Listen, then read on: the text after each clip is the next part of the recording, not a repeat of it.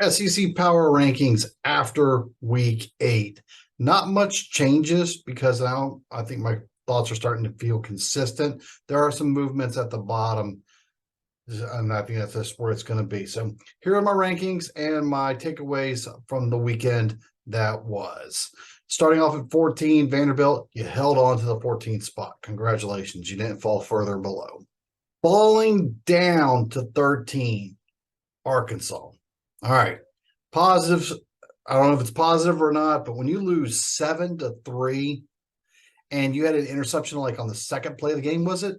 You got down to the goal line and then you just could not get the ball in. And there was a couple passes that should have been thrown correctly and caught both ways. So you lose to Mississippi State 7-3. Wow, that reminded me of an Auburn game once against Mississippi State where Auburn pulled it out 3-2, and that was ugly all around. Well, I've watched a lot of KJ Jefferson's passes, and it was ugly all around. So with that said, Dan Enos has either resigned, mutually agreed to leave, or was fired. And I don't, depending on what source you're reading, is what happened. Regardless, changes have already been made to Arkansas. For our power rankings, you're 2-6, you're down to 13 in the rankings, and you have to go undefeated from here on out to make a bowl game. Not looking good. Maybe it's time to warm up the bats or warm up the basketballs. We'll see. Also not looking good. Falling to 12, South Carolina. You didn't even score a touchdown. Now, yes, you got multiple field goals. That's more than Arkansas got. But this was supposed to be high octane swagger power in Columbia this year, and it's just imploded. I don't know what's going on there. I'm sure some of you can respond and say what's going on in South Carolina, but Mizzou, MIZ just ran away with that one. And South Carolina, you're holding steady. You're going to hold on to 12 for a while.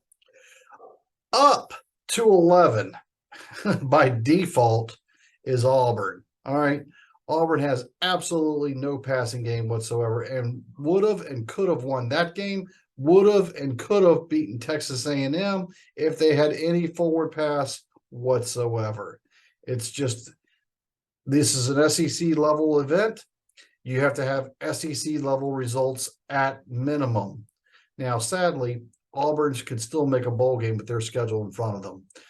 Maybe the Gasparilla Bowl, which would be awesome, by the way, but they still have a chance to go bowling and a lot of their wins could still be in front of them.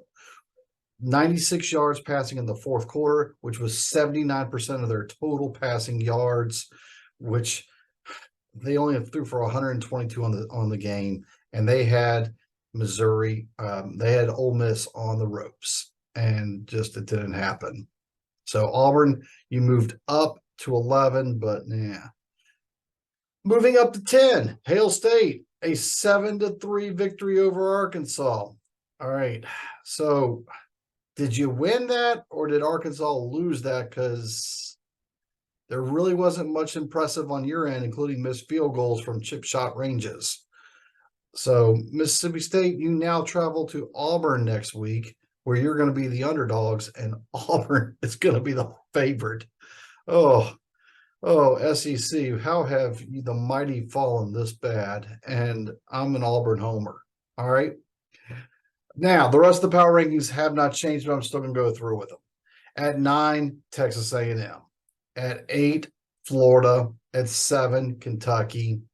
Holding at 6, even with a loss, is Tennessee. Hey, Tennessee, just in case you didn't know, there's 2 halves in football, not just one. Just wanted to throw it out there.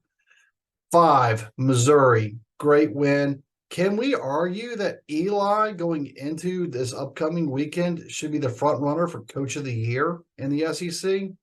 He'll get my vote. 4, LSU, you beat up on Army. You had some cool looking end zones, but that was your bye week. 3, Ole Miss. Someone posted on this earlier, and I appreciate the feedback and I appreciate the comments. I really do. I read them all sincerely and listen to y'all, and I trust y'all mostly as much, not the crazy ones, but the real ones. Ole Miss has juju and voodoo as well. I thought that only happened to Auburn because Auburn has some juju and voodoo that always happens to them. Well, apparently Ole Miss has juju and voodoo.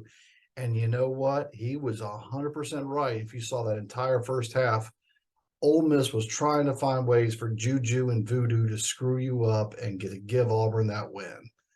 Game played out in the long run. Ole Miss survived. Ole Miss covered the spread. So I did get that one right. I called it. I called that one right. So I got that one right. All right. Holding it 2 is Alabama. Alabama, oh, by the way, you play 2 halves as well. Luckily for y'all, you played the second half much better than the first half.